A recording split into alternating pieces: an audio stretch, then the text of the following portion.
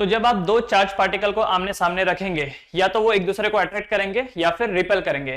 तो वो जो अट्रैक्ट करेंगे या रिपेल करेंगे कितने फोर्स से करेंगे उसके बारे में बताया गया है कूलम्ब्स लॉ में, है ना। तो ये लॉ क्या बोलता है कि द फोर्स ऑफ अट्रैक्शन और repulsion between two charged bodies is directly proportional to the product of their charges and inversely proportional to the square of the distance between them। मतलब कि दो चार्ज पार्टिकल के बीच में लगने वाला force directly proportional होता है product of their charges and inversely proportional to the distance between them. तो ये देखिए, suppose this is Q1 and this is Q2, ये दो चार्जेस हैं और इनके बीच का डिस्टेंस है R।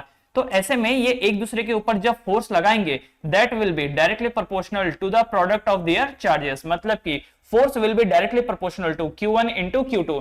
दैट मींस अगर Q1 चार्ज ज्यादा है, Q2 चार्ज ज्यादा है, तो उन दोनों के बीच में जो फोर्स ऑफ अट्रैक्शन होगा वो भी ज्यादा होगा। अगर Q1 कम है, Q2 कम है, तो फोर्स कम होगा। मान लेते हैं कोई एक ज्यादा है दूसरा कम है, तो अगेन एक ज्यादा है दूसरा कम है, तो उसी के जो मल्टीपल जो उनका निकल के आ रहा है उसी के अकॉर्डिंगली वो फोर्स डिसाइड करेगा, है ना। Inversely proportional to the square of the distance between them. अब डिस्टेंस बढ़ेगा तो फोर्स कम हो जाएगा, और कितने टाइम्स? R square times. तो डिस्टेंस जितना गुना बढ़ेगा उसके स्क्वायर टाइम्स फोर्स कम हो जाएगा। फॉर एन एग्जांपल, अगर आप डिस्टेंस को डबल कर देते हैं तो डबल का स्क्वायर कितना होता है? 4। तो फोर्स जो है वो 4 गुना कम हो जाएगा, राइट। प्रोडक्ट ऑफ चार्जेस जितना ज्यादा होगा फोर्स उतना ही ज्यादा बढ़ेगा, और डिस्टेंस जितना ज्यादा बढ़ेगा फोर्स उतना ही कम हो जाएगा। ये एग्जैक्टली वैसा ही फॉर्मूला है जो आप लोगों ने क्लास 11th में पढ़ा था ग्रेविटेशन में। याद होगा आपको, ग्रेविटेशन में जो ये फॉर्मूला पढ़ा था आपने, F is directly proportional to m1 into m2 upon r square. Formula पढ़ा था ये वाला, force is directly proportional to m1 into m2 upon r square. क्यों? क्योंकि ग्रेविटेशन जो है वो मास पे डिपेंडेंट है। Gravitational force is dependent on the mass. तो इसीलिए m1 पहले वाले प्लेनेट का वजन था, m2 दूसरे वाले प्लेनेट का वजन था, डिवाइडेड बाय r स्क्वायर। ये फॉर्मूला पढ़ा था, एग्जैक्टली यहां पर भी सेम फॉर्मूला है। F is directly proportional to Q1 into Q2 upon r square. Clear? अब देखिए, प्रोपोर्शनल का साइन हटता है तो वहां पर कांस्टेंट आता है। तो इस फॉर्मूले को मैं लिख सकता हूं F is equal to constant into Q1 Q2 upon R square, है कि नहीं? इसको ऐसे लिखा जा सकता है, F is equal to constant into Q1 into Q2 upon R square. अब सवाल यह है कि ये जो कांस्टेंट है इसकी वैल्यू क्या होगी? तो देखिए, एक है हमारे पास CGS सिस्टम जिसमें लेंथ आप सेंटीमीटर में लेते हो, वजन को ग्राम्स में एंड टाइम को सेकंड में। तो यहां पे कांस्टेंट की वैल्यू 1 हो जाती है, तो ये बन जाएगा F is equal to 1 into Q1 into Q2 upon R square. और ऐसे में जो आपको आंसर मिलेगा फोर्स का वो डाइन में मिलेगा। किसमें मिलेगा? डाइन में। और आपको एक बात पता होगी कि क्योंकि आप सीजीएस सिस्टम की बात कर रहे हो, तो जो भी आप यहां पर चार्जेस डालोगे उसका यूनिट होना चाहिए स्टैट कूलम या फिर ESU। ओके, आपको यहां पर जो चार्ज डालना है वो स्टैट कूलम या ESU में डालना है ना। और जो ये डिस्टेंस है ये होना चाहिए सेंटीमीटर में, ये सेंटीमीटर में होना चाहिए। और इस वजह से जो आपको यहां पर फोर्स मिलेगा that will be in dyne, क्योंकि आप बात कर रहे हैं सीजीएस सिस्टम की। दूसरा है हमारे पास SI सिस्टम, राइट। तो SI सिस्टम में क्या होता है कि F इज इक्वल टू, ये जो कांस्टेंट है इसकी जगह पर आता है 1/4 पाई एप्सिलॉन नॉट। ये बन जाता है 1/4 pi epsilon not into Q1 Q2 upon R square, into Q1 Q2 upon R square. अब ये जो चीज है ये वाली, ये यहां पर मैंने कांस्टेंट ऐड कर दिया, और इसकी वैल्यू होती है 1/4 पाई एप्सिलॉन नॉट की वैल्यू होती है 9 into 10 to the power 9 newton metre square पर coulomb square. This is the value of this constant 1/4 pi epsilon not.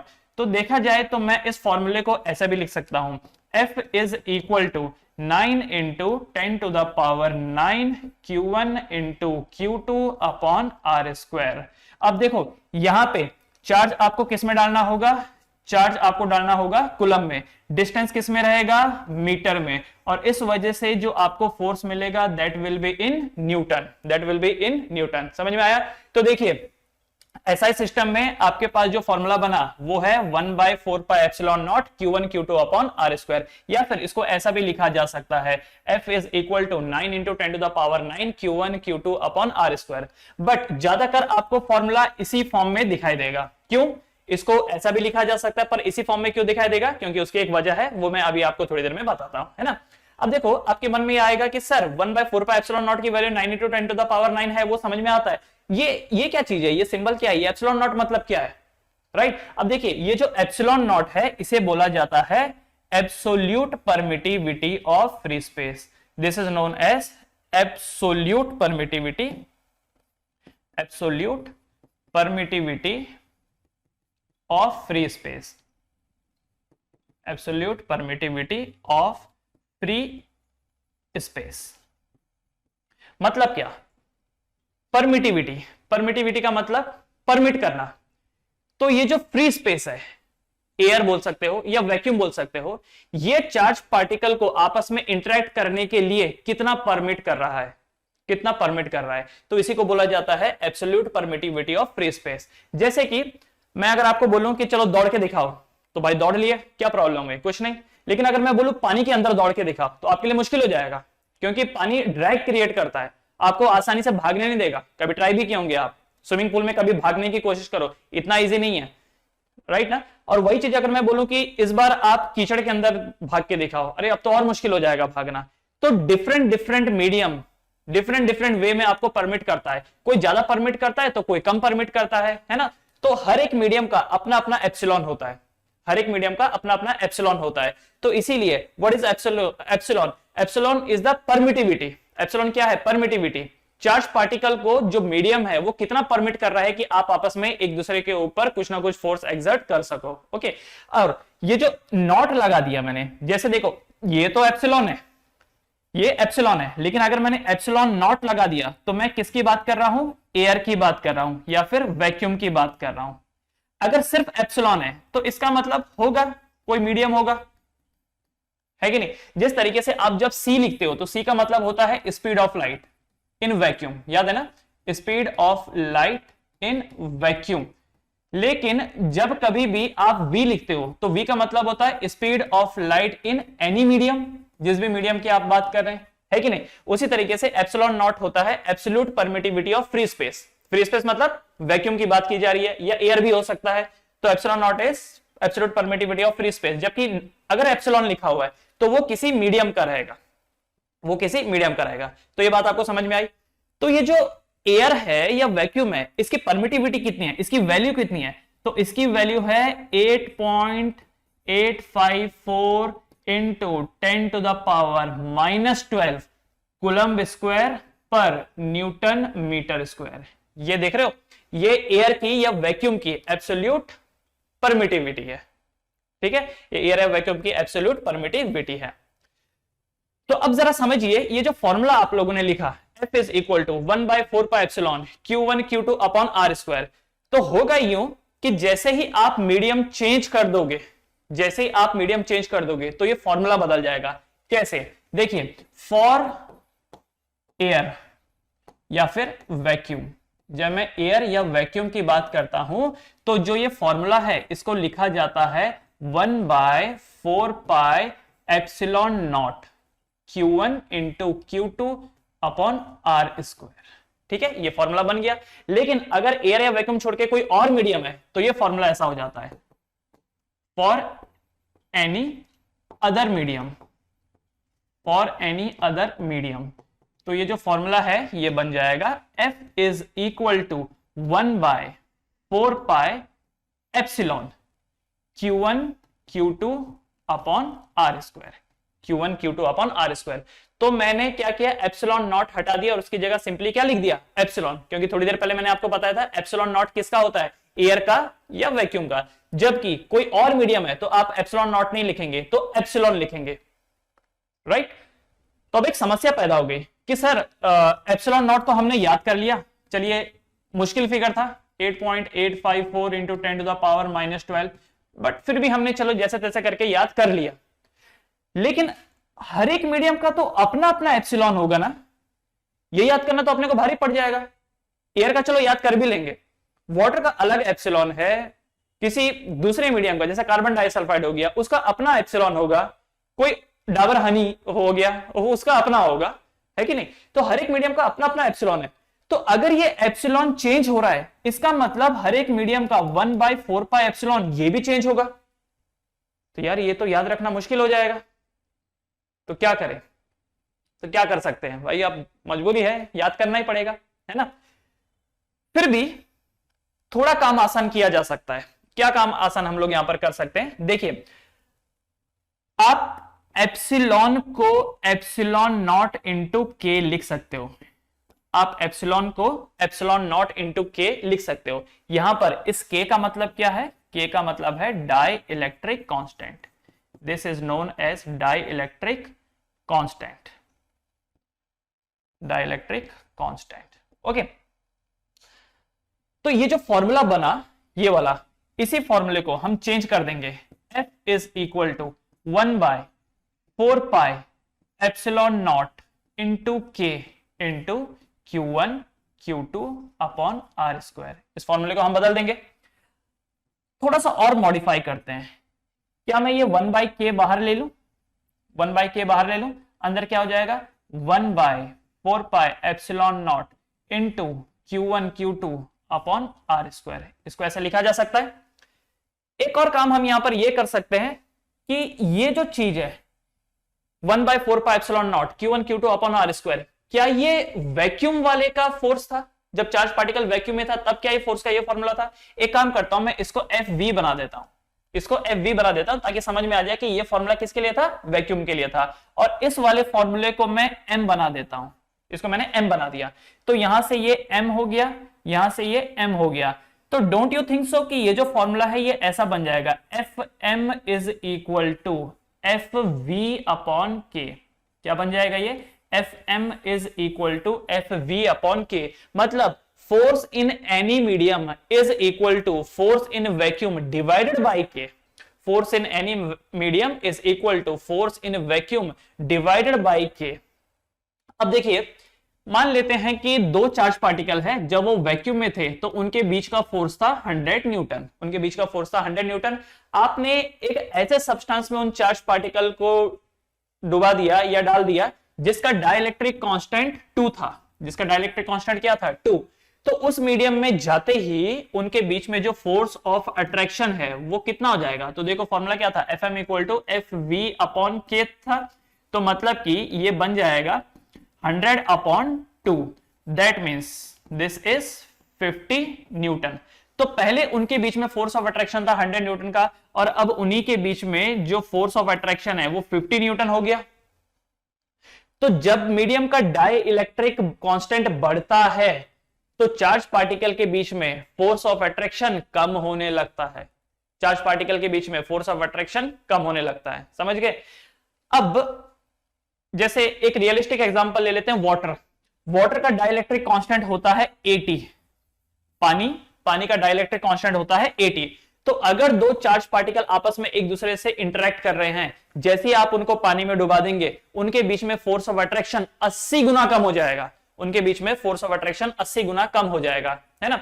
आपने पढ़ा होगा salt water is a good conductor of electricity. अब salt जो है वो बना होता है NaCl से, this is NaCl, Na plus and Cl minus.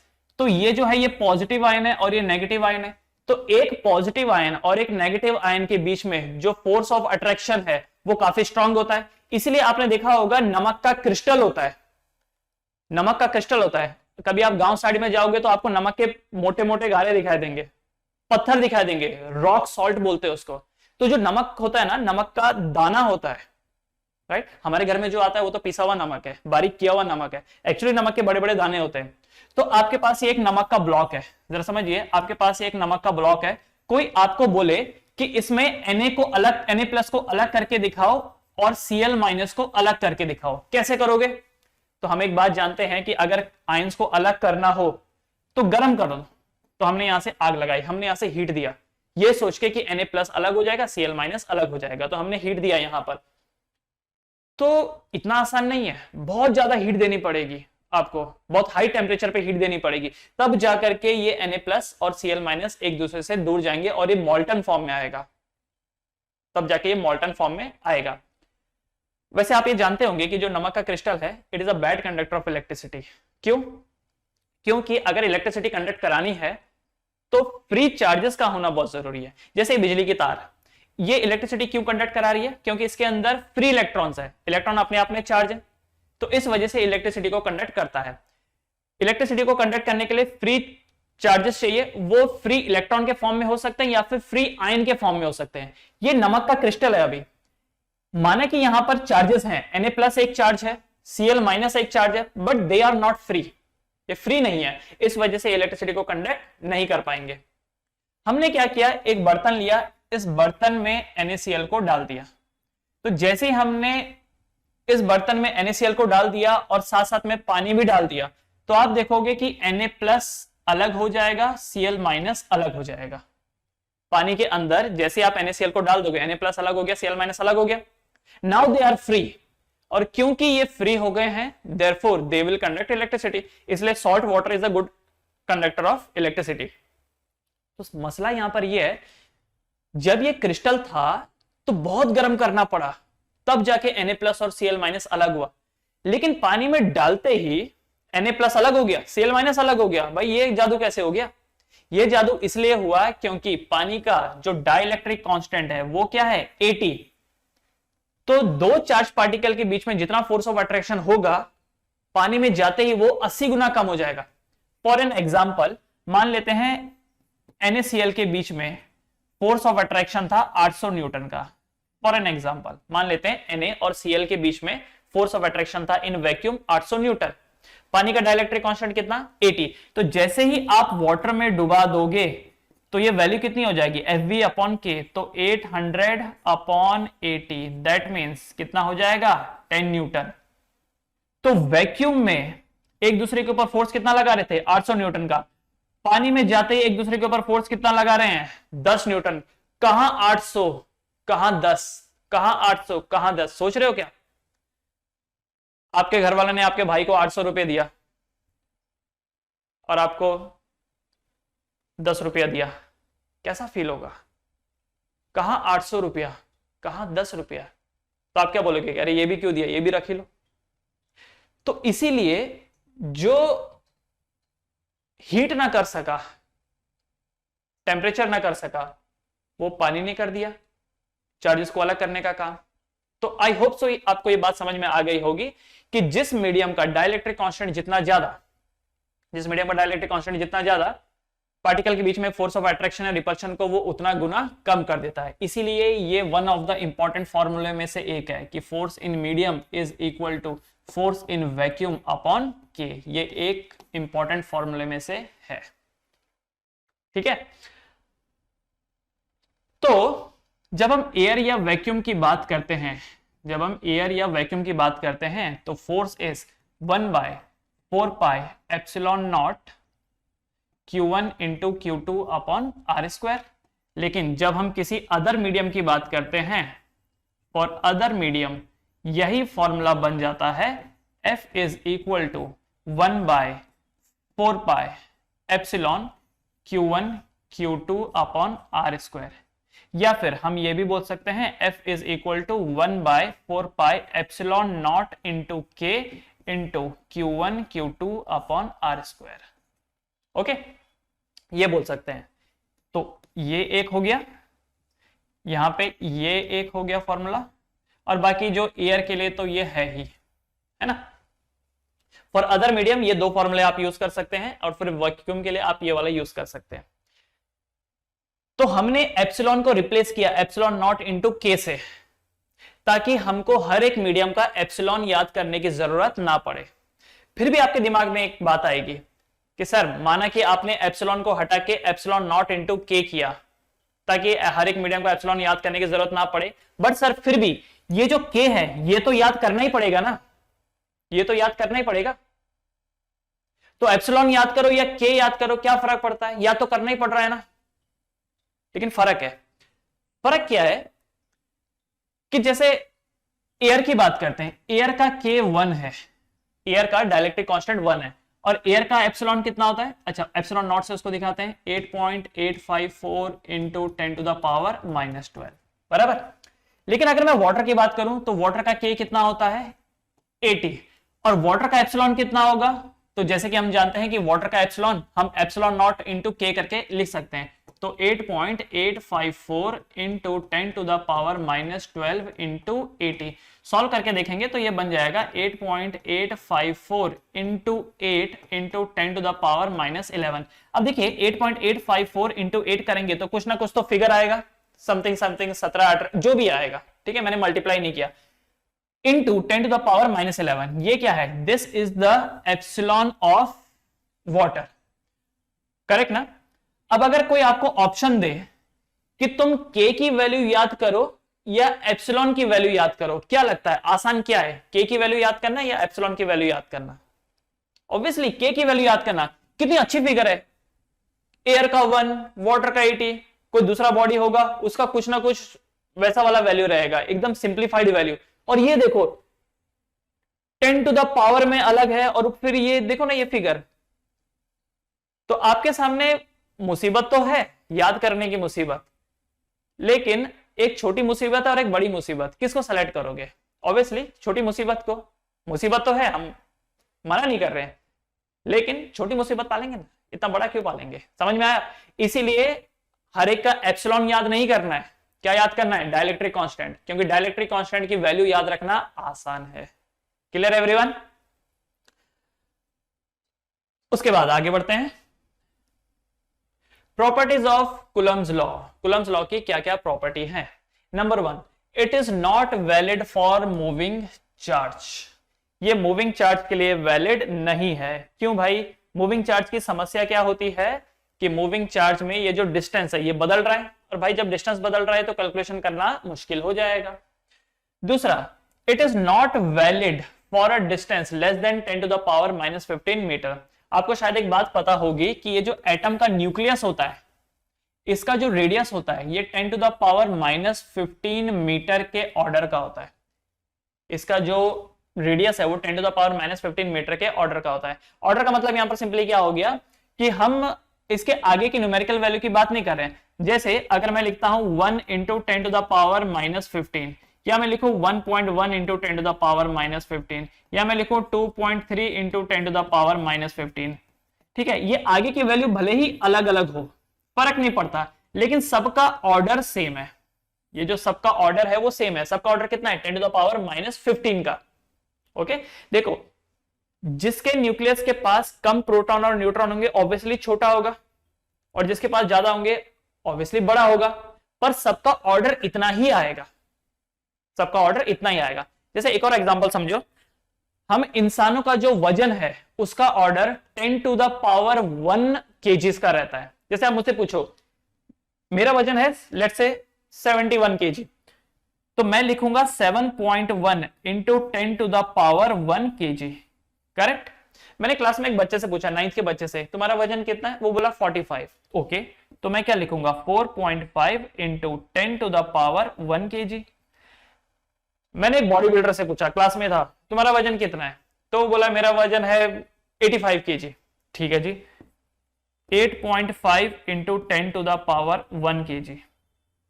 उससे भी एक बड़ा बॉडी बिल्डर था, मैंने उसको पूछा तुम्हारा वजन कितना? उसने बोला 98। तो 9.8 10 टू द पावर 1 केजी।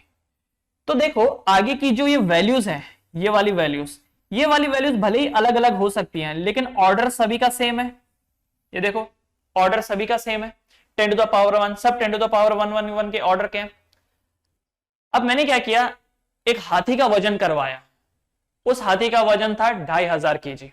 तो 2500 केजी, इसका मतलब मैं ऐसा लिख सकता हूं 2.5 into 10 to the power 3 KG लिख सकता हूं।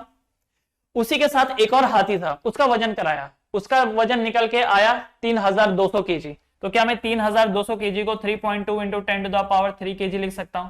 बाजू में एक और हाथी था जो और बड़ा था, उसका वजन था 5500।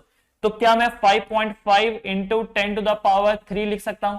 तो अगर मैं हाथी की बात करूं तो क्या हाथियों का वजन, सबका ऑर्डर 10 टू द पावर 3 का है, राइट ना? आगे की वैल्यू भले ही चेंज हो सकती है छोटी मोटी, लेकिन जो ये ऑर्डर है वो हाथी का क्या है? 10 टू द पावर 3 का है।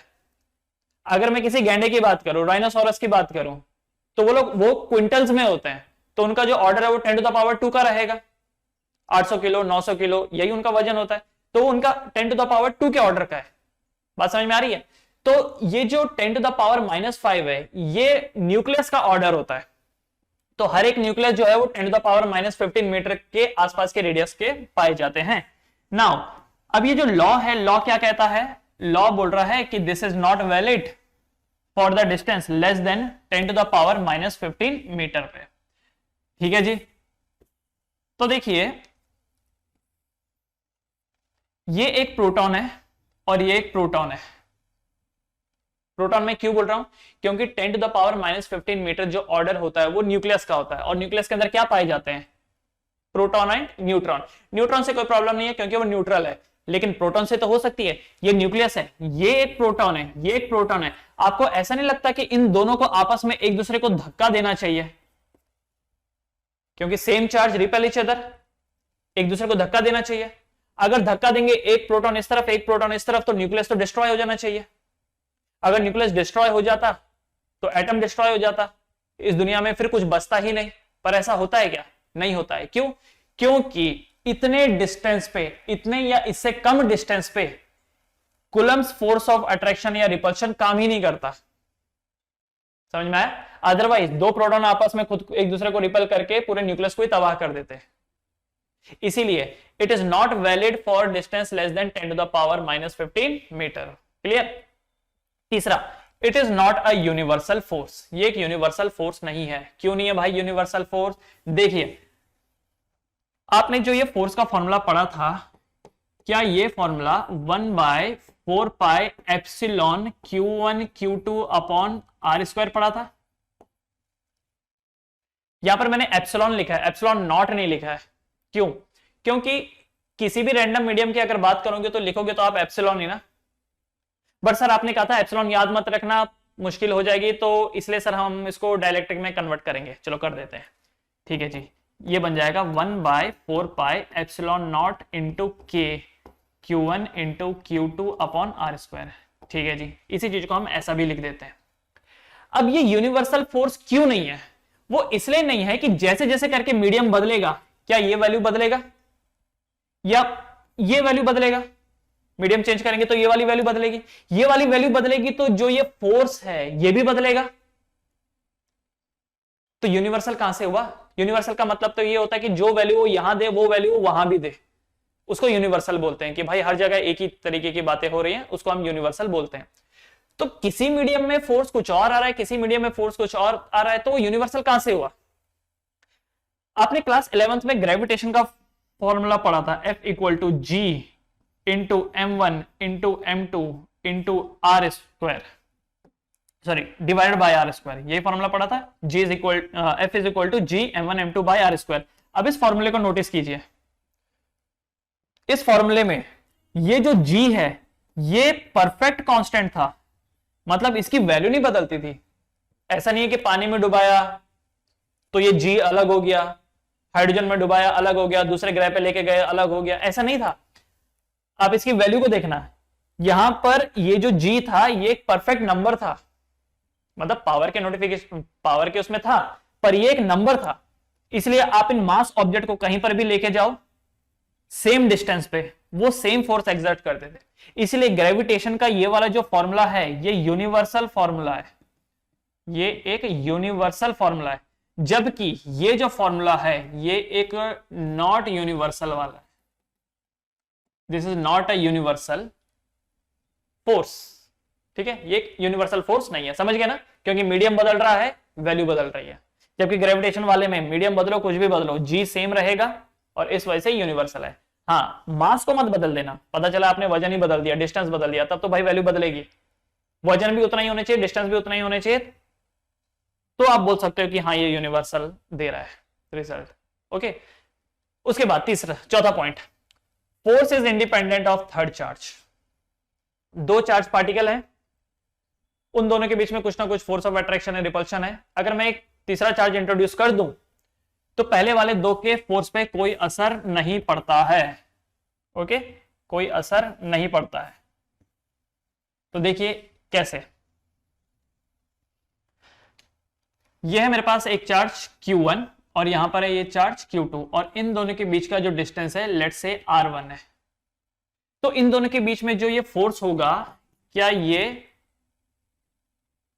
1/4πε not Q1 into Q2 upon R1 square होगा। इन दोनों के बीच में जो फोर्स ऑफ अट्रैक्शन या रिपल्शन होगा क्या वो इतना होगा। अब मैंने यहाँ पर एक थर्ड चार्ज इंट्रोड्यूस कर दिया Q3 और इन दोनों के बीच का डिस्टेंस है let's say R2, let's say R2।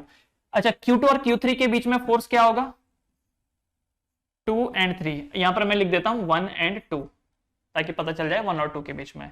तो F23 क्या होगा 1/4 पाई एप्सिलॉन, एप्सिलॉन नॉट लिख रहा हूं क्योंकि मैं फिलहाल ईयर की बात कर रहा हूं। 1/4 pi epsilon not Q2 Q3 upon R2 square, बराबर ना। तो तीसरा चार्ज आ गया, तो इन दोनों के बीच में फोर्स कितना है 1/4 pi epsilon not Q2 into Q3 upon R square, R2 square. तो मुझे बताओ जैसे ही मैंने इस थर्ड चार्ज को इंट्रोड्यूस किया इस फॉर्मूले में क्या फर्क आया। तीसरा चार्ज मैंने इंट्रोड्यूस कर दिया, इस फॉर्मूले में क्या फर्क आया, क्योंकि ये जो फॉर्मूला है ये इन दो चार्जेस का है। तो तीसरे चार्ज को इंट्रोड्यूस कर देने से ना तो इन दोनों चार्जेस का मैग्नीट्यूड में कोई बदलाव आया, ना डिस्टेंस में कोई बदलाव आया। तीसरे चार्ज इंट्रोड्यूस करने से ना इन दोनों का चार्जेस के मैग्नीट्यूड में कोई फर्क आया, ना डिस्टेंस में फर्क आया। तो इसीलिए तो कहा जा रहा है कि ये जो फोर्स है it is independent of third charge. तीसरे चार्ज से इसको कोई फर्क नहीं पड़ता। अच्छा तीसरा क्या, आप एक चौथा चार्ज ले लो, आप एक पांचवा चार्ज ले लो, आप यहां पर एक छठवां चार्ज ले लो, हंड्रेड्स ऑफ चार्ज ले लो, फॉर्मूला तो यही रहने वाला है ना इन दो चार्जेस के बीच में। याद रखना इन दो चार्जेस के बीच में फॉर्मूला तो यही रहने वाला है। इसीलिए लिख रखा है कि force is independent of third charge. In fact third, fourth, fifth, 100 कितने भी होने दो, इंडिपेंडेंट है। क्लियर। पांचवा point, it act on straight line joining the centre of the charge. That means अगर आप एक चार्ज Q1 ले लेते हैं, दूसरा चार्ज Q2 लेते हैं, तो इन दोनों का जो बीच का डिस्टेंस होगा वो स्ट्रेट लाइन आपको लेना है। एक चार्ज है Q1 और ये है Q2, इन दोनों के बीच का जो स्ट्रेट लाइन है, इन दोनों के बीच में जो स्ट्रेट लाइन है वो वाला डिस्टेंस आपको ले लेना है। ऐसा मत कर देना कि डिस्टेंस आप ये ओढ़ ले रहे हो, ऐसा।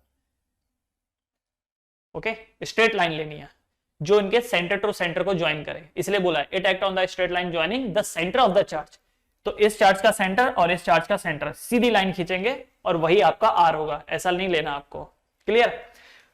छठवां point, it follows the principle of superposition. ये जो वर्ड देख रहे हो सुपरपोजिशन, एक्चुअली ये सुपर इम्पोजिशन है। जब एक चीज दूसरी के ऊपर जुड़ जाती है तो उसे हम बोलते हैं सुपर इम्पोजिशन या सुपरपोजिशन। तो होता क्या है, देखिए मान लीजिए कि मेरे पास एक ऑब्जेक्ट है, ऑब्जेक्ट क्या मान लेते हैं, एक हाथ गाड़ी है। ओके, एक आदमी है इसको खींच रहा है, एक आदमी इसको खींच रहा है। ये आदमी फोर्स लगा रहा है 100 न्यूटन का, ये आदमी फोर्स लगा रहा है 100 न्यूटन का। एक दूसरे आदमी ने देखा कि ये मेहनत कर रहा है, चलो मैं इसकी थोड़ी हेल्प करता हूं। वो आदमी भी यहां पर आ गया धक्का लगाने के लिए, और ये दूसरा वाला जो आदमी है ये भी 100 न्यूटन का फोर्स दे रहा है। तो आपको ऐसा नहीं लगता कि यहां पर जो ये नेट फोर्स बन के आएगा वो F1 प्लस F2 रहेगा, दोनों को ऐड। अच्छा पहले वाले को F1 कर देता हूं, दूसरे वाले को F2 कर देता हूं, तो जो नेट फोर्स होगा यहां पर क्या होगा F1 प्लस F2। तो टोटल फोर्स यहां पर कितना हो गया 100 Newton plus 100 Newton, that is 200 Newton, that is 200 Newton. तो यहां पर नेट फोर्स कितना आ गया 200 न्यूटन। तो देखो क्या ये सुपर इंपोज हो रहा है, क्या एक फोर्स के ऊपर दूसरी फोर्स सुपर इंपोज हो रही है। एक तीसरे आदमी को ऐड कर दो, मान लो वो भी 100 लगा रहा है, तो नेट फोर्स कितना आ जाएगा 300।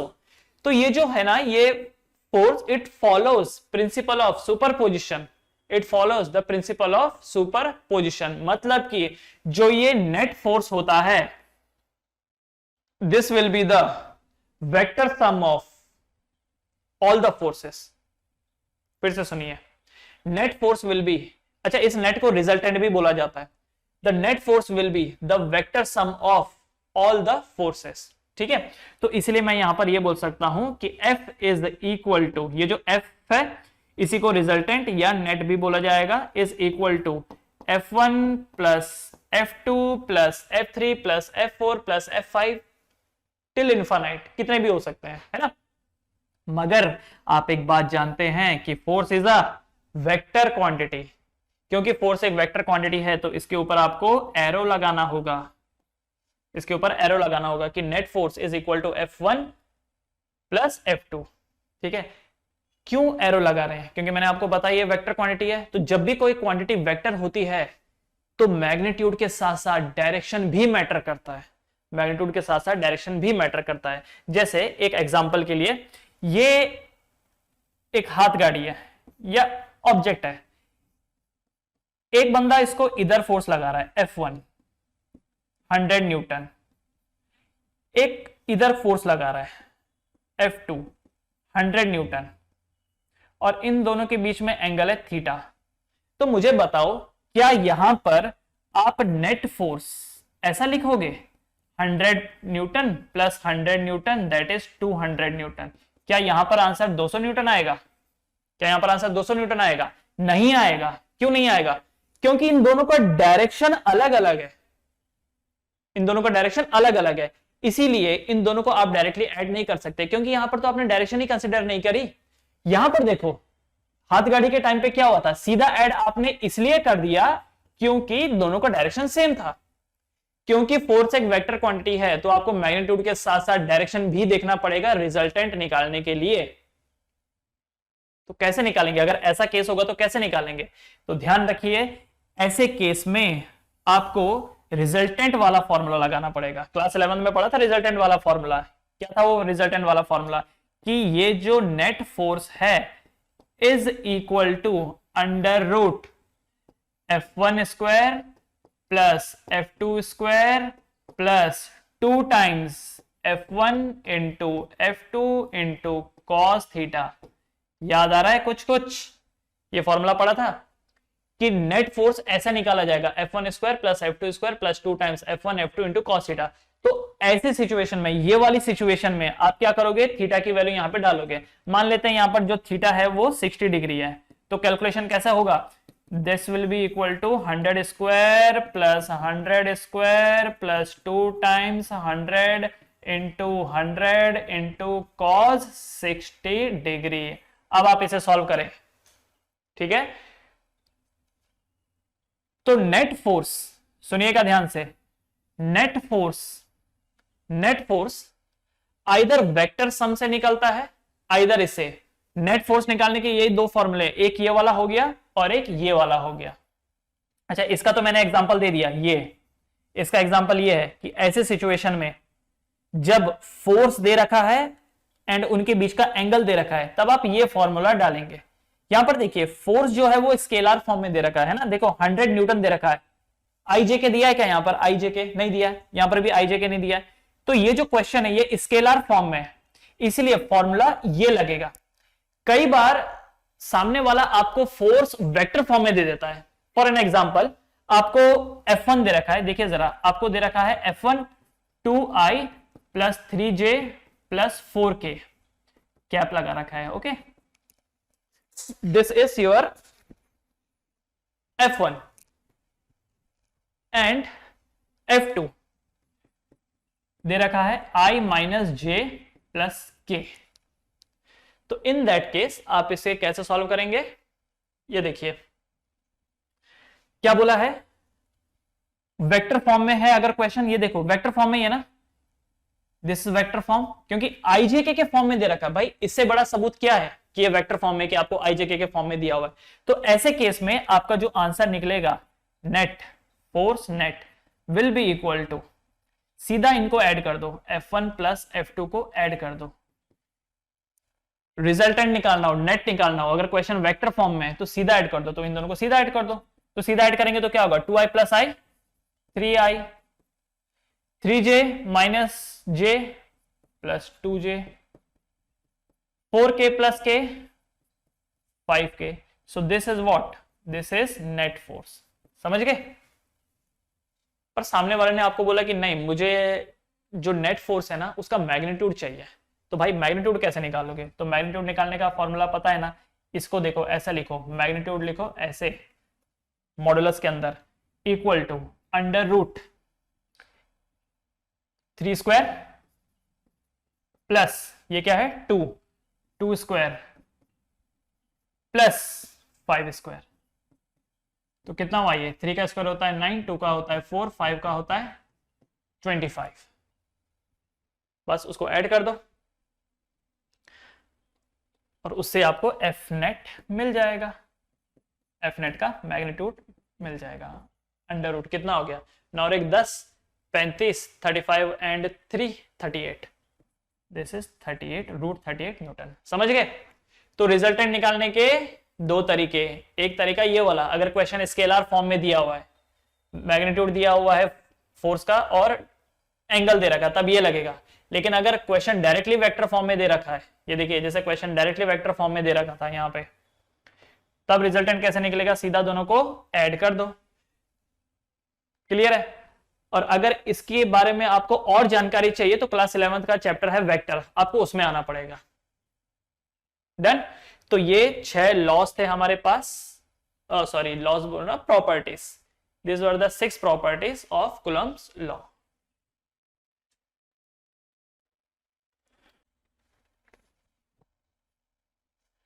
अब कुछ न्यूमेरिकल्स पे आते हैं। क्वेश्चन है, a ball A of 8 gram carry a positive charge of 5 × 10 to the power -8 coulomb. What must be the nature and magnitude of the charge that should be given to a second ball B fixed 5 cm below the former ball so that the upper ball is stationary? देखो बच्चे लोग, जब कभी भी आप ऐसे numerical question को solve करते हो, क्वेश्चन को 3 से 4 बार पढ़ो, तोड़ तोड़ के पढ़ो, एक एक स्टेप वाइज क्या क्या बोल रहा है, और उसके अकॉर्डिंगली फॉर्मुलेट करो, इमेजिन करो कि सिचुएशन कैसी है। जैसे इसमें देखो, अ बॉल ए ऑफ 8 ग्राम, ठीक है जी, ये एक बॉल है 8 ग्राम की,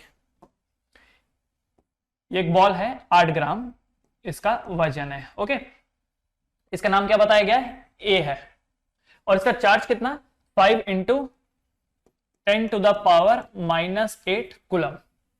What must be the nature and magnitude of charge that should be given to a second ball B fixed 5 cm below the former ball? Okay, इसके नीचे एक दूसरी बॉल को रखा गया है B नाम की, इसको कितना चार्ज देना होगा, इसको कितना चार्ज देना होगा so that ये ऊपर वाली बॉल नीचे ना गिरे, so that ये ऊपर वाली बॉल नीचे ना गिरे।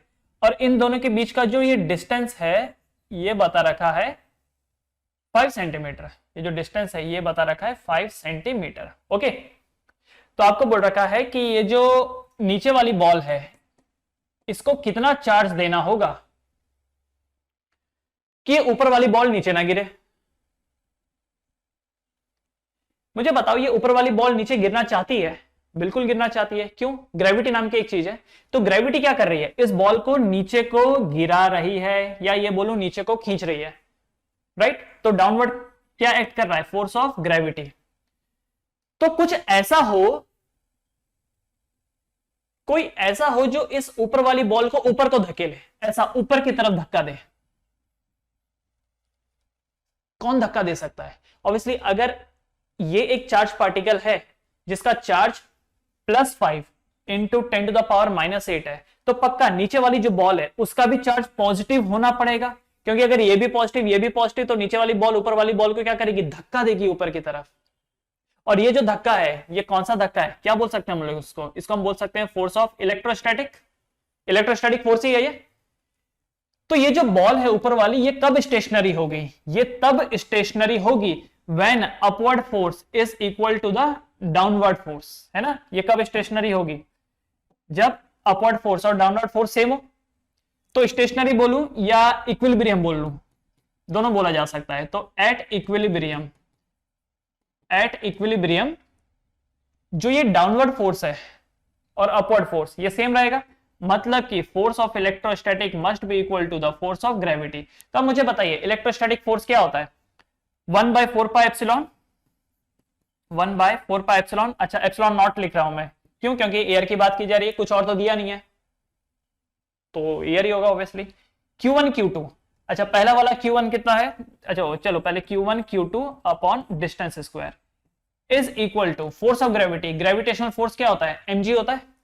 ग्रेविटेशनल फोर्स क्या होता है? mg। और इन दोनों ताकतों को बराबर रहना होगा, ध्यान से समझिए, इन दोनों ताकतों को बराबर रहना होगा, क्योंकि बैलेंस तभी होगा जब electrostatic force and gravitational force same होगा। मान लेते हैं अगर इलेक्ट्रोस्टैटिक फोर्स ज्यादा हुआ ग्रेविटेशनल फोर्स से, तो ये बॉल ऊपर को चल जाएगी। अगर इलेक्ट्रोस्टैटिक फोर्स कम हुआ ग्रेविटेशन से, तो ये बॉल नीचे गिर जाएगी। तो अगर जगह पर स्टेशनरी रखना है तो दोनों को बराबर होना पड़ेगा, तो इसलिए 1/4 Q1 Q2 upon R square is equal to mg। अब वैल्यू डालते हैं, 9 into 10 to the power 9 into Q1 कितना, तो Q1 एक Q1 है 5 इंटू 10 टू द पावर -8, दूसरा Q2 क्या है वही तो निकालना है, यही तो Q निकालना है ना, Q2 ही तो निकालना है, divide by distance square, distance कितना है 5 सेंटीमीटर, तो 5 सेंटीमीटर को मीटर में चेंज करेंगे 10 टू द पावर -2 मीटर में आ गया whole square is equal to वजन कितना 8 ग्राम, 8 ग्राम मतलब 8 into 10 to the power -3 kg और ग्रेविटी कितना 10। तो क्या यहां से आप Q2 निकाल सकते हैं? तो चलिए कुछ ऐसा कर लेते हैं, यहाँ पे 0 कैंसिल और ये -3 का क्या हो जाएगा -2, उसके बाद 10 टू द पावर -8 यहां से कैंसिल और ये हो जाएगा 10 टू द पावर 1 है ना, 10 टू द पावर 1। उसके बाद ऐसा कर लेते हैं कि सेम फिगर को एक साथ, ये 9 इंटू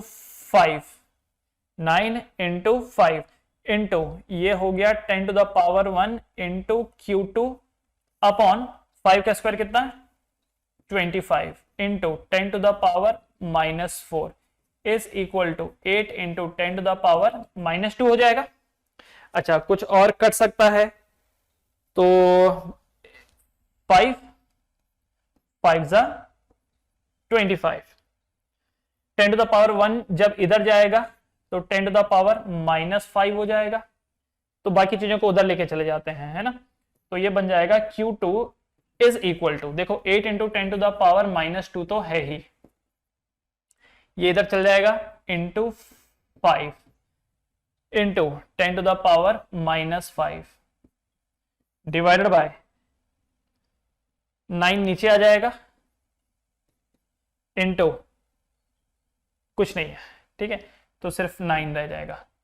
अच्छा जी, अब उसके बाद 10 टू द पावर -2 और ये -5, ये सॉल्व हो करके क्या दे देगा, ये -7 हो जाएगा, -5 और ये -2 -7, 5 8 40, तो Q2 is equal to 40 upon 9 into 10 to the power -7 coulomb, ये आंसर है 40/9 into 10 to the power -7 coulomb, जो कि सॉल्व करने के बाद देगा 4.3, ये हो जाएगा 4.3 into 10 to the power -7 coulomb.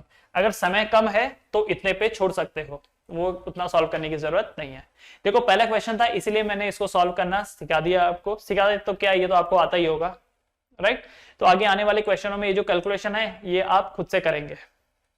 Clear? अगले क्वेश्चन पे आते हैं। Calculate the net force on charge A due to B and C। Calculate the net force on charge A due to B and C। अच्छा, अब ऐसे वाले question में देखिए, ध्यान दीजिए, पहले तो मैं इसको थोड़ा बड़ा कर देता हूं इस क्वेश्चन को, ताकि आपको डायग्राम अच्छे से दिख जाए, है ना।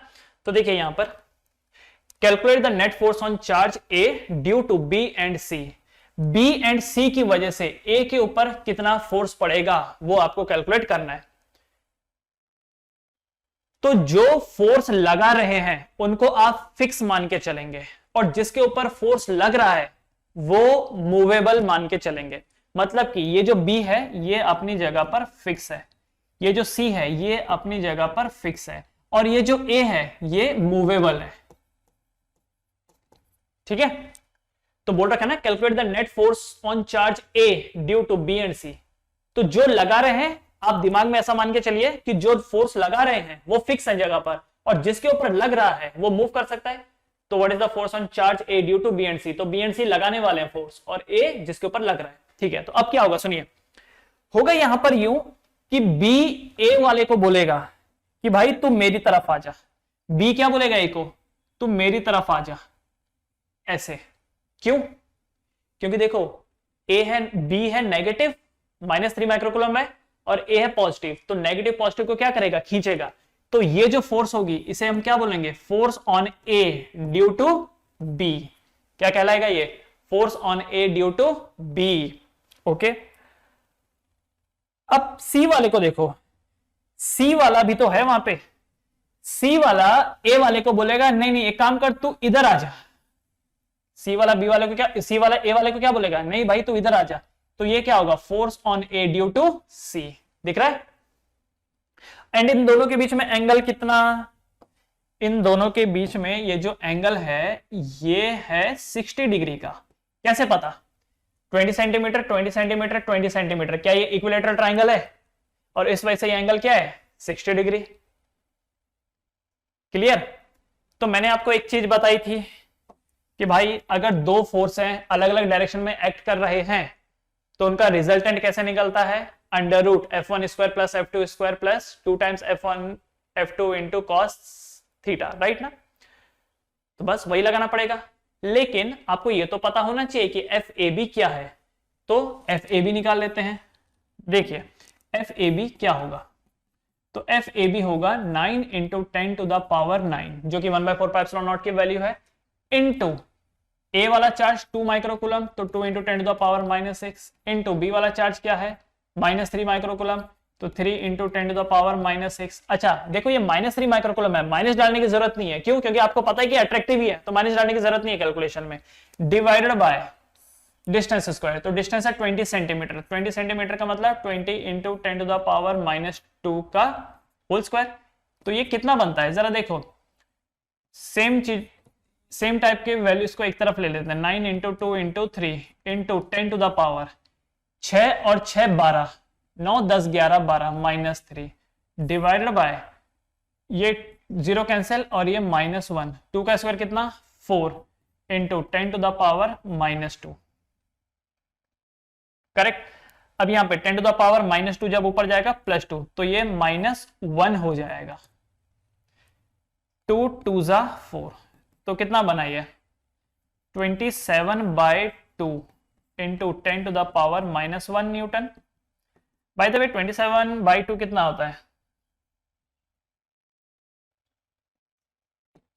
13.5 into 10 to the power -1 Newton.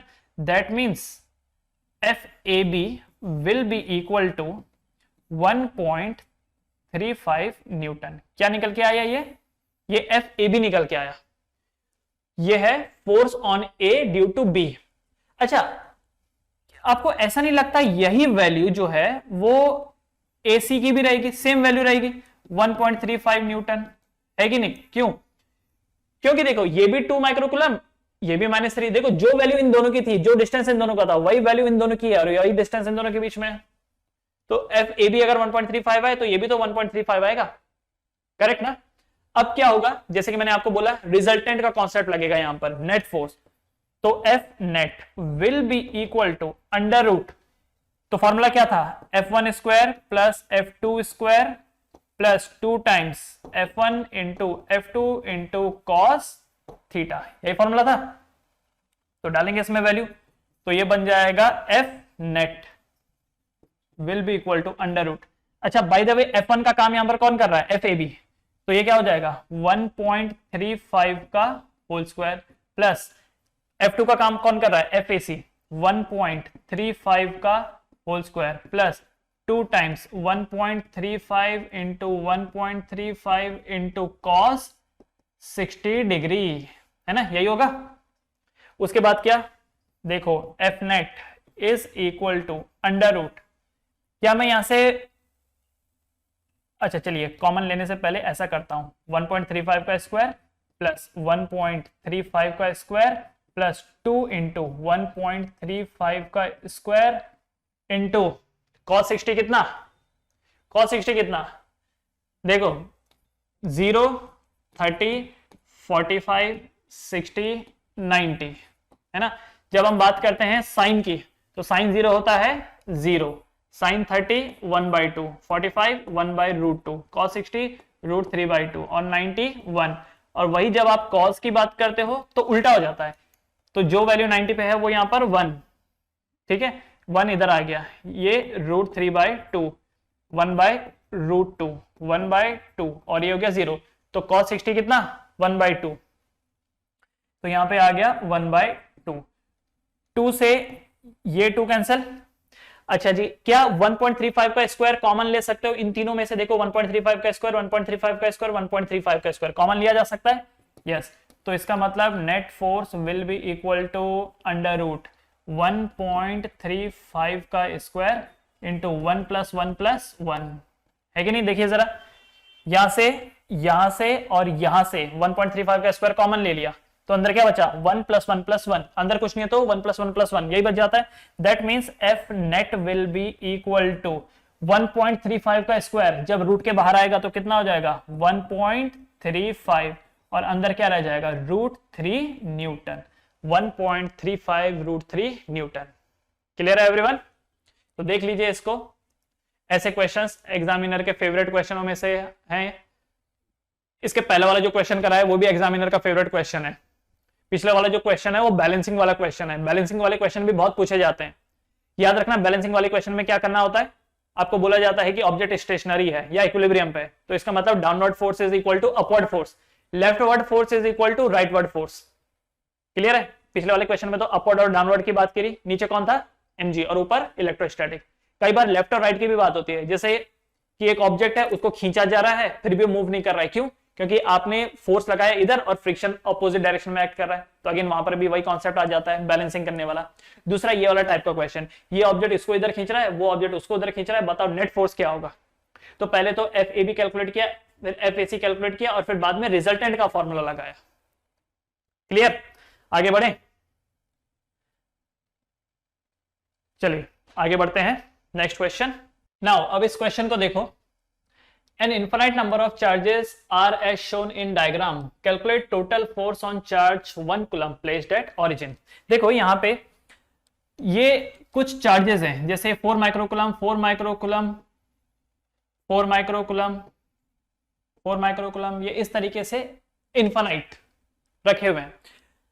And यहां पे एक चार्ज पार्टिकल है 1 कूलम का जो कि ओरिजिन पे रखा हुआ है। ठीक है, सो ये जो पोजीशन है ये ओरिजिन वाली पोजीशन है, right, this is the origin. और बाकी चार्जेस इसके ऊपर कितना फोर्स लगा रहे हैं ये आपको कैलकुलेट करने बोला है ना। तो ये जो ओरिजिन पे जो चार्ज रखा हुआ है इसको मैं O से डिनोट करूंगा, और जो बाकी चार्जेस हैं जैसे charge number 1, charge number 2, charge number 3, charge number 4 and so on, इनको मैं ऐसे डिनोट करूंगा। तो ये जो सारे के सारे चार्जेस हैं ये ओरिजिन वाले चार्ज के ऊपर कितना फोर्स लगा रहे हैं ये आपको कैलकुलेट करना है। तो एक काम करते हैं, सबसे पहले ये पता करते हैं कि ओरिजिन पे जो चार्ज है उसके ऊपर ये पहला चार्ज कितना फोर्स लगा रहा है। Force on charge at origin due to 1, ये पहला वाला।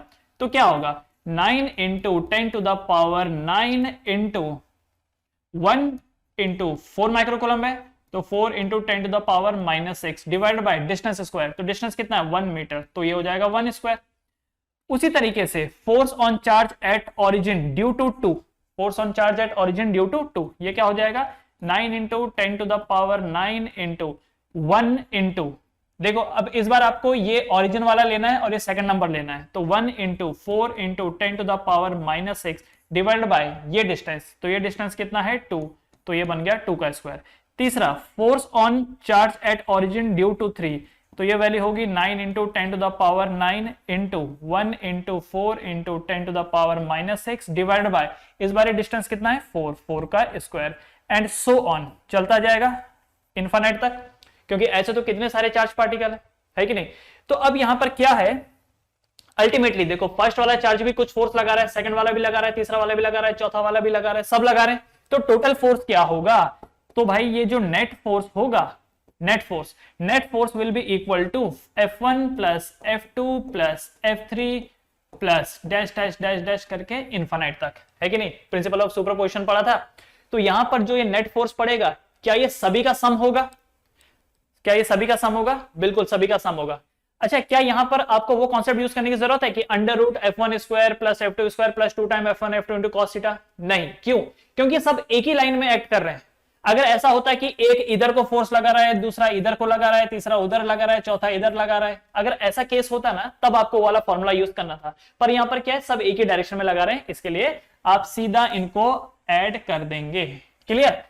तो भाई देखो अब यहां पर F1 की वैल्यू कितनी है, तो F1 की वैल्यू है 9 × 10⁻9 × 1 × 4 × 10⁻6 डिवाइडेड बाय डिस्टेंस कितना है 1 स्क्वायर प्लस 9 × 10⁻9 × 1 × 4 × 10⁻6 डिवाइड बाय यहां का डिस्टेंस कितना है 2 स्क्वायर, है ना, plus 9 into 10 to the power 9 into 1 into 4 into 10 to the power -6 divided by ये वाला डिस्टेंस कितना है 4 स्क्वायर प्लस सो ऑन, इस तरीके से चलेगा।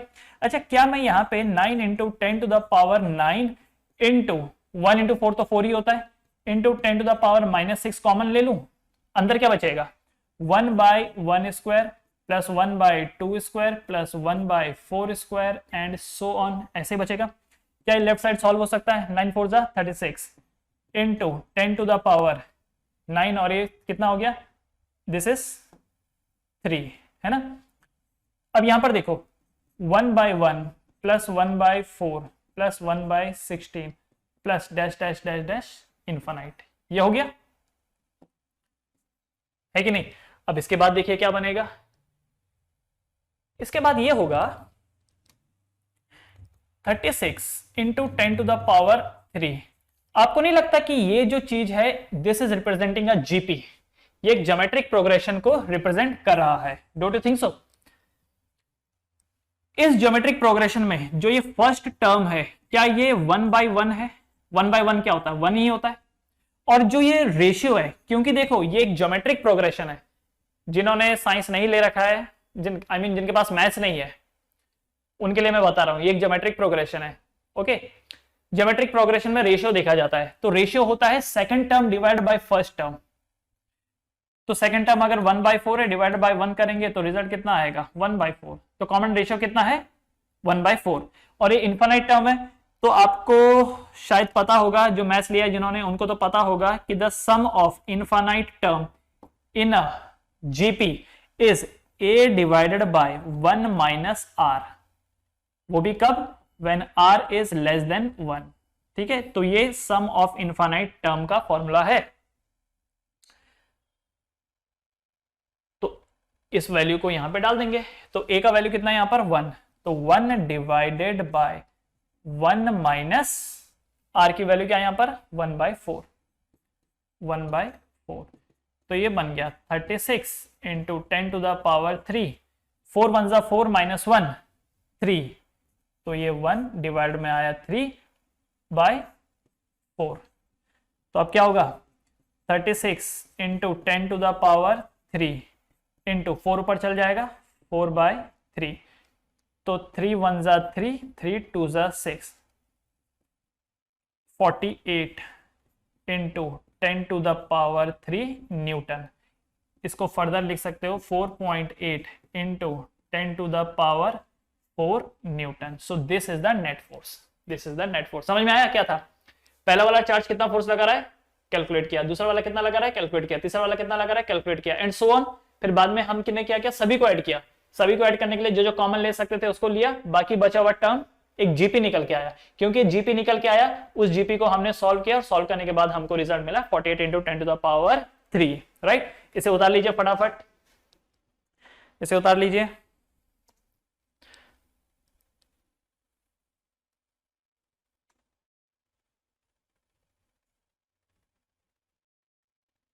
बढ़े आगे।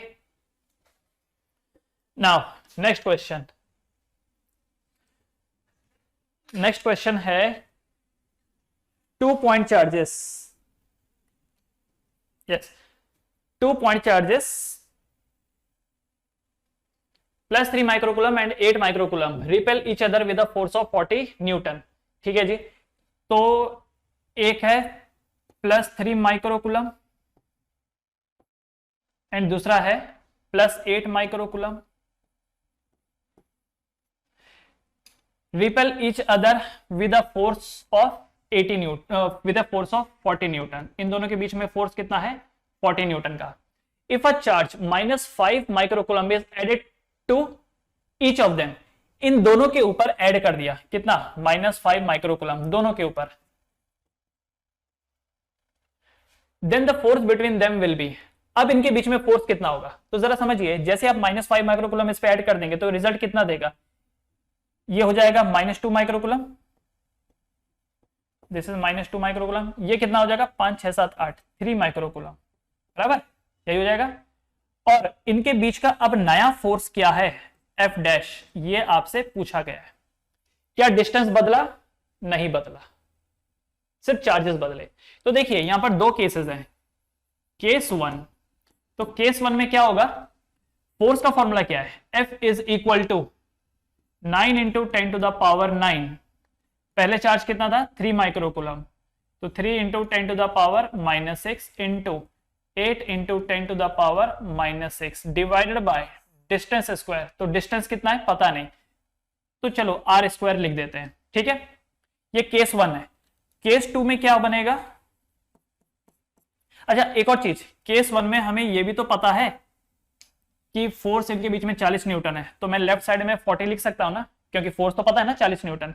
दूसरे केस में देखिए एफ डैश, ये तो हमें पता करना है, तो ये वैल्यू कितनी होगी 9 इंटू 10 टू द पावर 9, और इस बार चार्ज कितना है 2 माइक्रोकूलम, तो 2 into 10 to the power -6 into 3 into 10 to the power -6 divided by जो ये इनके बीच में डिस्टेंस है, ये कितना है आर स्क्वायर है कि नहीं। अब क्या करें, डिवाइड कर दीजिए इन दोनों को, इन दोनों इक्वेशंस को डिवाइड कर दीजिए, जो कट सकता है उसको कट कर देंगे। भैया क्या क्या कट सकता है, 9 इंटू 10 टू द पावर 9 से 9 into 10 to the power 9 cancel, R square से R square cancel, 10 to the power -6 से 10 टू द पावर -6, इससे ये कैंसिल हो गया है ना। क्या बचा, तो देखिए जरा यहां पर बचा हमारे पास 40 upon F dash is equal to 3 into 8 divided by 2 into 3,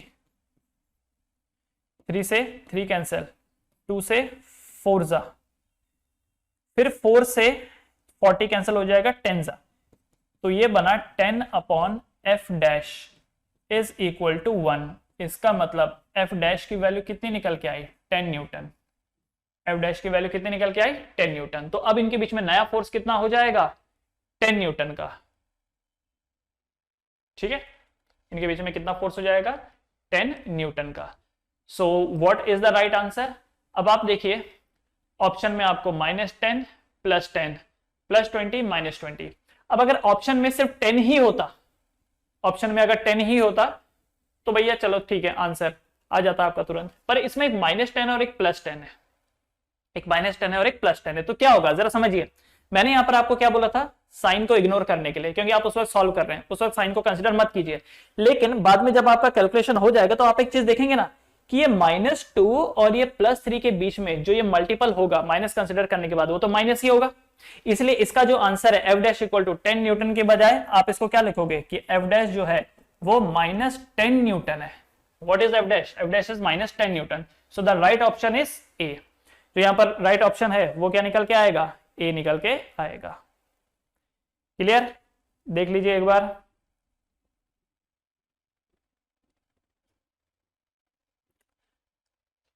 अब यार ऐसे तो वो सॉल्व करेगा जो पहली बार सॉल्व कर रहा है, लेकिन जैसे जैसे करके प्रैक्टिस हो जाएगी आपको कुछ कुछ चीजें समझ में आने लगेंगी। क्या समझ में आने लगेंगे जरा समझिए।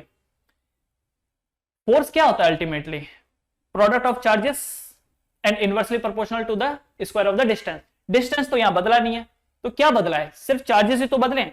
इनिशियली देखो 8 3 जा 24, इनिशियली चार्जेस का मल्टीपल कितना है 24, बाद में चार्जेस का मल्टीपल कितना हो गया 3 2 जा 6 है कि नहीं, 3 2 जा 6, पहले कितना था 8 3 जा 24।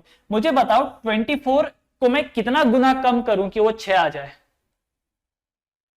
कितना गुना कम करूं, 4 गुना। जब मैं 24 को 4 से डिवाइड करता हूं, 24 को जब मैं 4 से डिवाइड करता हूं तब 6 आता है। तो क्योंकि चार्जेस 4 गुना कम हुए हैं, क्योंकि चार्जेस 4 गुना कम हुए हैं, इसीलिए जो ये फोर्स है ये भी 4 गुना कम हो जाएगा। तो 40 का 4 गुना कम कर दो तो कितना हो गया, 10 गुना ही तो हो गया।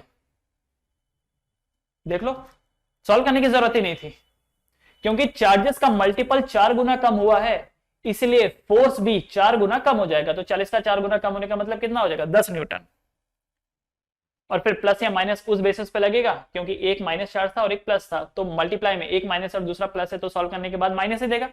पर सॉल्व करते वक्त ध्यान रखना कि माइनस को अवॉइड करो, क्योंकि नॉर्मली क्या हो जाता है उससे कैलकुलेशन में हो सकता है आप मिस्टेक करो।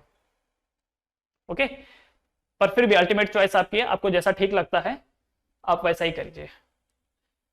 डन, समझ में आया ये। देखिए ये एग्जाम में आ चुका है। Two point charges 1 microcoulomb and 5 microcoulomb are separated by a certain distance. What will be the ratio of force acting on these two? तो देखो ये 1 माइक्रोकुलम है, 1 माइक्रोकुलम, और दूसरा है 5 माइक्रोकुलम। इसको A नाम दे देते हैं, इसको B नाम दे देते हैं। तो पहले क्या होगा, B A के ऊपर फोर्स लगाएगा और इसको ऐसा धकेलेगा, तो इसको मैं क्या नाम दूंगा, force on A due to B। बदले में A भी तो B को धकेलेगा, और जब A B को धकेलेगा तो वो इस तरफ धकेलेगा, तो this is force on B due to A। तो आपको पूछ रखा है कि इन दोनों का रेशियो क्या होगा, what is the ratio of FAB is to FBA, क्या रेशियो होगा? तो मुझे बताओ FAB क्या होगा, 9 इंटू 10 टू द पावर 9, पहला चार्ज कितना है 1 microcoulomb, 1 into 10 to the power -6, दूसरा है 5 microcoulomb, 5 into 10 to the power -6 divided by r²। ये क्या है, ये है FAB। अच्छा FBA क्या होगा, FBA 9 into 10 to the power 9 into 1 into 10 to the power -6 into 5 into 10 to the power -6 divided by distance square, यही होगा। अब मुझे एक बात बताओ, क्या FAB और FBA सेम है? क्या FAB एंड FBA सेम है? 9 into 10 to the power 9, 9 into 10 to the power 9, बाकी सारी वैल्यूज भी देखो सेम है। तो क्योंकि FAB is equal to FBA, इस वजह से जो इनका रेशियो होगा, क्या वो 1:1 होगा? क्या 1:1 होगा? So the right answer will be C, the ratio will be 1:1। वैसे भी आपने पढ़ा है, in every action there is an equal and opposite reaction. तो अगर ये इसके ऊपर फोर्स लगाएगा तो बदले में ये भी तो इसके ऊपर फोर्स लगाएगा, और वो भी कैसा, इक्वल एंड अपोजिट। तो देखो इक्वल लग रहा है और अपोजिट भी लग रहा है, तो सॉल्व करने की भी जरूरत नहीं थी। आंसर क्या आएगा, 1:1। फर्स्ट टाइम कर रहे हैं इसलिए हम सॉल्व कर रहे हैं, अदरवाइज सॉल्व करने की भी जरूरत नहीं है इनको। अगला question, two charges of 40 microcoulomb and -20 microcoulomb are placed at certain distance apart. ठीक है जी, यह है 40 माइक्रोकुलम एंड दूसरा है 20 microcoulomb minus certain distance apart पे इनको रखा गया है। They are touched and kept at same distance, the ratio of initial to the final force between them is।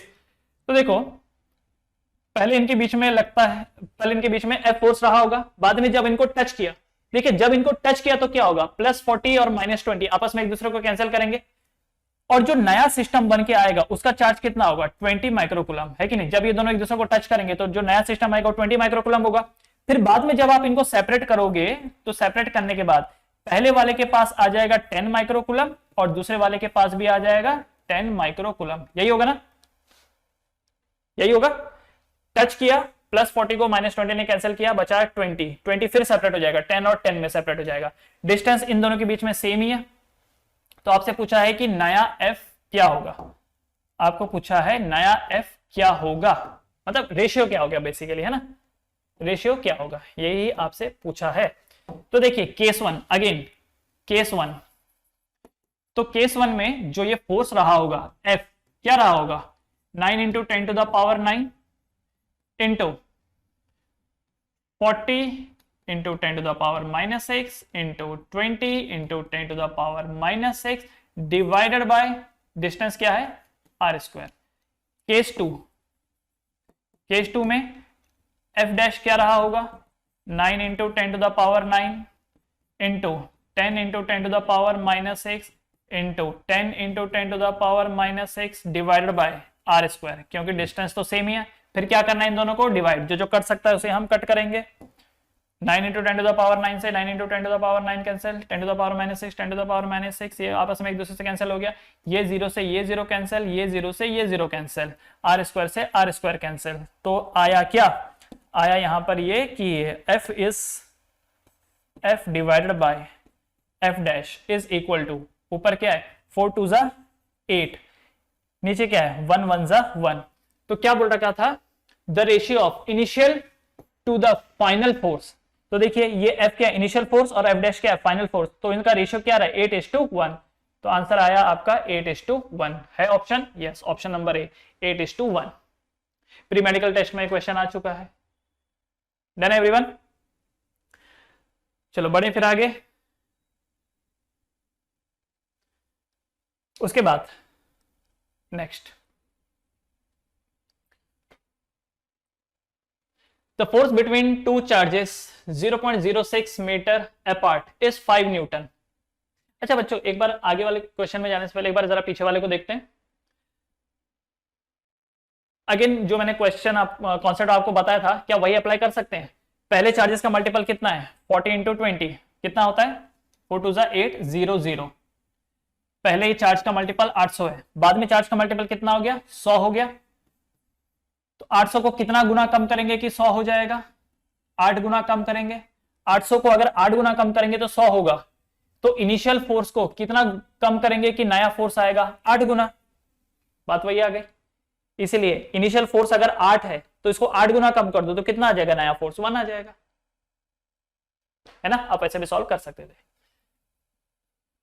Next question, the force between two charges 0.06 meter apart is 5 newton. ये देखिए, ये दो charges हैं, ये है Q1 और यहां पर है ये Q2। इन दोनों के बीच का जो डिस्टेंस है वो कितना है? 0.06 मीटर, और इनके बीच का जो फोर्स है वो है 5 newton. If each charge is moved toward each other by 0.1 meter. अच्छा, इस वाले चार्ज को भी इधर मूव किया, इस वाले को भी इधर मूव किया, कितना? 0.01 मीटर से। आपको बोल रखा है कि उनके बीच में अब जो नया फोर्स होगा वो कितना होगा, है ना? तो देखिए, Q1 इस वक्त यहां पर है और Q2 इस वक्त यहां पर है, और इनके जो बीच का डिस्टेंस है वो 0.04 हो जाएगा, क्योंकि 0.01 इधर से कम कर दो, 0.01 इधर से कम कर दो, तो F डैश कितना होगा ये आपसे पूछा गया है ना जी? तो देखिए केस 1, तो केस 1 क्या होगा? फोर्स जो कि यहां पर 5 है, force is equal to 9 into 10 to the power 9। एक चीज आप नोटिस कर रहे होंगे, हर जगह 9 इंटू 10 टू द पावर 9 आ रहा है। तो क्या मैं इसकी जगह पर कुछ और डाल दूं, कुछ k डाल दूं? मतलब कहने का देखो, 9 into 10 to the power 9 into पहला वाला चार्ज क्या है? Q1, दूसरा वाला चार्ज क्या है? Q2, डिवाइडेड बाय डिस्टेंस कितना है? 0.06 का स्क्वायर। तो देखो, ये 9 इंटू 10 टू द पावर 9 लिखने के लिए मुझे समय गंवाना पड़ रहा है, इसलिए मैं अब ये नहीं लिखूंगा। मैं कैसे लिखूंगा? 5 इज इक्वल टू, इसको मैं k लिख दूंगा। क्या लिखूंगा मैं? इसको k लिख दूंगा। k क्या रिप्रेजेंट कर रहा है? कांस्टेंट। अच्छा, ये डाइलेक्ट्रिक वाला k नहीं है, ये याद रखना, ये डाइलेक्ट्रिक वाला k नहीं है। ये कौन सा वाला k है? कि कांस्टेंट को रिप्रेजेंट करने के लिए कई बार यूज करते हैं ना हम लोग, कि कांस्टेंट को शो करने के लिए k का इस्तेमाल मैं कर सकता हूं। जरूरी नहीं कि आप k का इस्तेमाल कर सकते हो, आप चाहो तो यहां पर c का इस्तेमाल कर सकते हो कि c रिप्रेजेंट करता है कांस्टेंट, कर सकते हो। पर क्या है कि यहां पर c का मतलब कुलम ना लग जाए लोगों को। वैसे तो k से भी डाइलेक्ट्रिक कांस्टेंट लग सकता है, तो आपके अंदर ये सेंस होना चाहिए कि उस जगह पर उसका मतलब क्या है, राइट?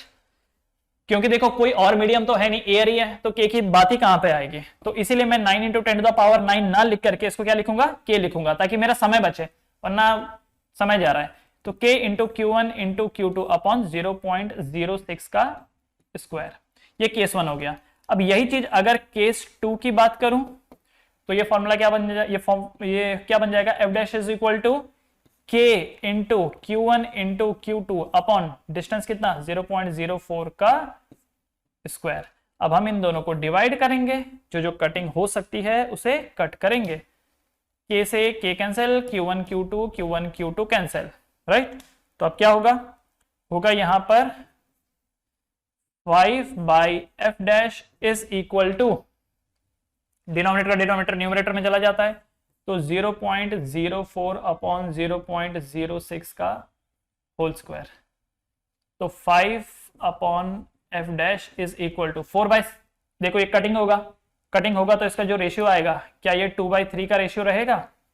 तो 2/3 का होल स्क्वायर, तो 2/3 का होल स्क्वायर मतलब 5 by F dash is equal to 2 का स्क्वायर होता है 4, 3 का स्क्वायर होता है 9। इसका मतलब, इसको थोड़ा ऊपर लेते हैं, हाँ जी, तो इसका मतलब ये हो गया कि यहां पे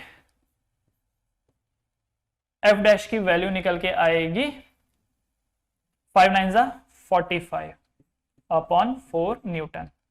ठीक है, 9 इधर, 5 9 जा 45, 4 इधर आ जाएगा, F डैश उधर आ जाएगा।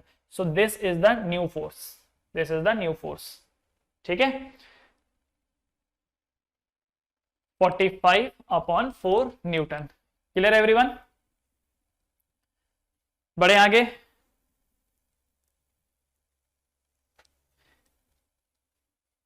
चलो आगे बढ़ते हैं।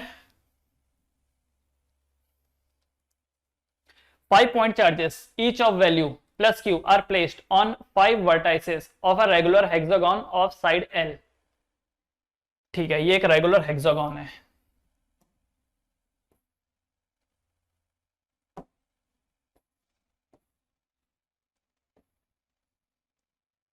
ये एक रेगुलर हेक्सागन है।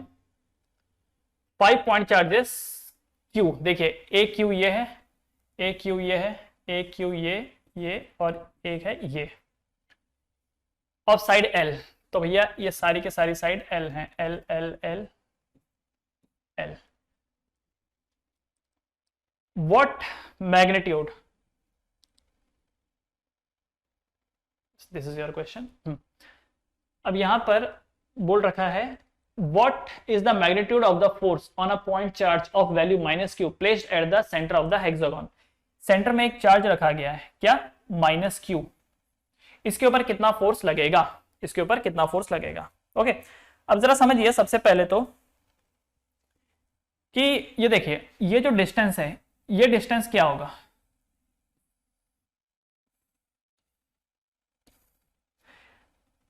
अगर ये L है, देखो क्या ये आपको रोम्बस दिखाई दे रहा है, रोम्बस टाइप, ये L है तो ये भी L है। अगर ये L है, ये भी L है, ये L L L सब L होंगे, है कि नहीं?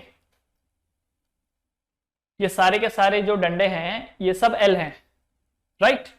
अब समझिए हुआ यूं कि ये वाला जो चार्ज है, ये वाला चार्ज, ये वाला चार्ज इस वाले चार्ज को बोलता है कि तू मेरे इधर आ जा।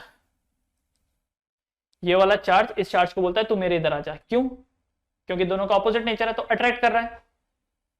तो ये चार्ज इसकी तरफ चल पड़ा, तो जैसे ये चार्ज इसकी तरफ चल पड़ा तो ये वाला चार्ज बोलेगा क्यों भाई तू उधर क्यों जा रहा है, तू इधर आएगा, क्योंकि जो वो ऑफर कर सकता है वो तो मैं भी ऑफर कर सकता हूं ना।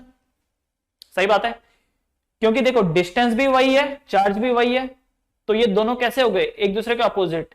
ये इसको इधर खींच रहा है, ये इसको इधर खींच रहा है, तो ये दोनों फोर्सेस बराबर हो गए क्योंकि चार्जेस भी सेम है और डिस्टेंस भी सेम है। इस वजह से ये इसको कैंसिल कर देगा, राइट। दूसरा, ये वाला चार्ज इस चार्ज को कहता है तू इधर आ जा, तो ये वाला चार्ज कहता है कि भाई क्यों तू उधर क्यों जाएगा, तू इधर आएगा।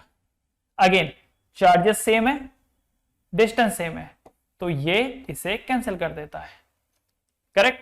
रेड वाले ने इस रेड वाले को कैंसिल किया, ऑरेंज वाले ने इस ऑरेंज वाले को कैंसिल किया।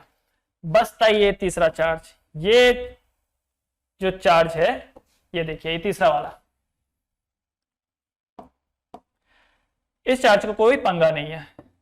देखिए इस चार्ज को कोई पंगा नहीं है, ये इस वाले को बोलता है कि तू भाई इधर आ जा, मेरी तरफ आ जा। ये वाला चार्ज इसको बोलेगा तू मेरी तरफ आ जा, और इसको अपोज करने वाला भी कोई नहीं है क्योंकि इस जगह पर कोई है नहीं, देख रहे हो क्या, इस जगह पर कोई मौजूद ही नहीं है। तो ये चार्ज चुपचाप खींचता हुआ यहां चला आएगा। सवाल है कितने फोर्स से वो जाएगा। तो फोर्स क्या होता है, कांस्टेंट के, ठीक है। अगेन ये कांस्टेंट वाला के है, इनटू क्यू इंटू ये स्मॉल वाला q divide by distance square L square. तो ये बन जाएगा। चारों ऑप्शन में से कौन सा है, पहला option k into Q square. अच्छा यहां पर चारों ऑप्शन में से स्मॉल q तो है ही नहीं, इसका मतलब बच्चों ये जो माइनस q है ना, एक्चुअली ये प्लस q है, शायद मिसप्रिंट हुआ है, क्योंकि फोर्स के लिए दो चार्ज चाहिए होता है। एक तो चलो कैपिटल Q है, तो पक्का ये अंदर वाला भी कैपिटल Q ही रहा होगा। इसे ठीक कर लीजिए, क्वेश्चन में प्रिंटिंग मिस्टेक है, दिस इज कैपिटल Q, है ना। तो मैं ये बोल सकता हूं कि